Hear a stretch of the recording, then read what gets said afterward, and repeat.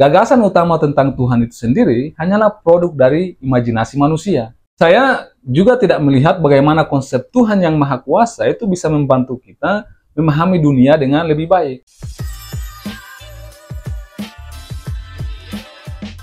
Saya selalu bertanya-tanya, kenapa sih kita masih saja membuang-buang waktu untuk membahas tentang agama? Kalau kita benar-benar jujur dan seorang ilmuwan seharusnya jujur, maka kita harus mengakui bahwa agama itu hanyalah kumpulan pernyataan palsu tanpa dasar dalam realitas. Gagasan utama tentang Tuhan itu sendiri hanyalah produk dari imajinasi manusia. Dulu ketika manusia masih hidup dalam ketakutan terhadap fenomena alam yang tidak mereka pahami, mereka mulai melakukan yang namanya personifikasi fenomena alam tersebut sebagai makhluk yang memiliki kehendak. Mereka melakukan personifikasi bahwa petir, badai, dan gempa bumi itu sebagai makhluk gaib atau dewa-dewa yang harus mereka takuti dan sembah. Tapi sekarang ya kita sudah memahami begitu banyak fenomena alam secara ilmiah. Jadi kita tidak lagi butuh solusi yang mengandalkan imajinasi berupa Tuhan. Saya juga tidak melihat bagaimana konsep Tuhan yang Maha Kuasa itu bisa membantu kita memahami dunia dengan lebih baik. Justru konsep Tuhan yang Maha Kuasa ini malah membawa kita pada pertanyaan-pertanyaan yang tidak produktif. Kalau Tuhan itu Maha Kuasa, kenapa Dia membiarkan begitu banyak penderitaan? Kenapa ada eksploitasi orang miskin oleh orang kaya? Kenapa ada ketidakadilan yang dibiarkan terus terjadi? Faktanya, agama itu masih bertahan bukan karena ide-idenya itu masih masuk akal, tetapi karena ada sebagian orang yang ingin masyarakat kita itu tetap tenang.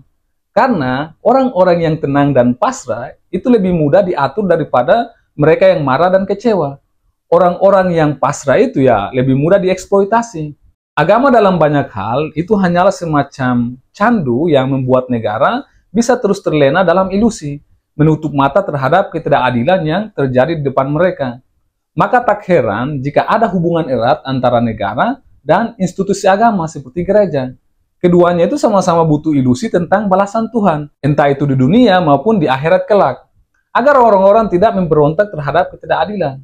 Dan karena itulah, ajakan untuk berkata jujur bahwa Tuhan itu hanyalah hasil imajinasi manusia dianggap sebagai dosa besar. Well, sampai di sini sebelum kalian marah-marah dan mencaci saya di kolom komentar, kalian harus tahu bahwa itu bukan kata-kata saya. Itu adalah pernyataan dari salah satu fisikawan legendaris, Paul Dirac, di Solvay Conference tahun 1927, yang juga dihadiri oleh beberapa fisikawan besar lainnya seperti Einstein, Max Planck, Heisenberg, dan Wolfgang Pauli. Dan di konferensi itu ada sesi di mana para ilmuwan ditanya mengenai pandangan mereka terhadap agama. Kemudian Dirac melakukan kritik atas tujuan politik dari agama dan menyatakan statement tersebut.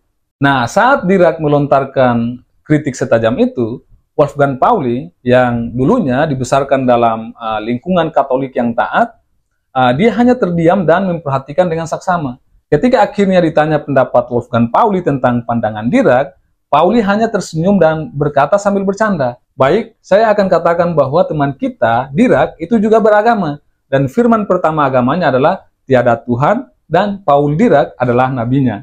Hadirin pun tertawa serempak, termasuk Dirac sendiri. Jadi Dirac itu meskipun dikenal dengan sikapnya yang tidak terlalu terbuka tentang keyakinannya dan terkesan ateis, dia itu pernah ditanya oleh salah satu muridnya yang bernama John Polkinghorne tentang apa keyakinan mendasarnya. Dirac hanya menjawab dengan langkah sederhana menuju papan tulis, lalu dia menulis, "Hukum-hukum alam diungkapkan dalam persamaan matematis yang indah."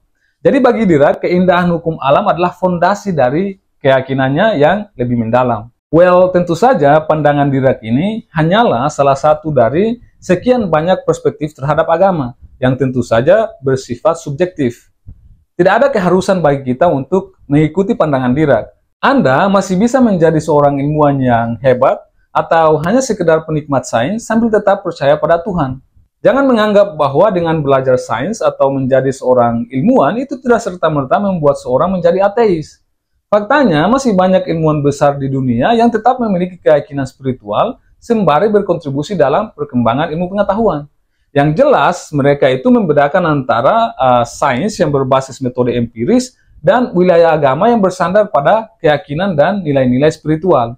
Pada akhirnya, bagi saya, kebijaksanaan sejati terletak pada kemampuan untuk memahami bahwa sains dan agama adalah dua ranah yang berbeda.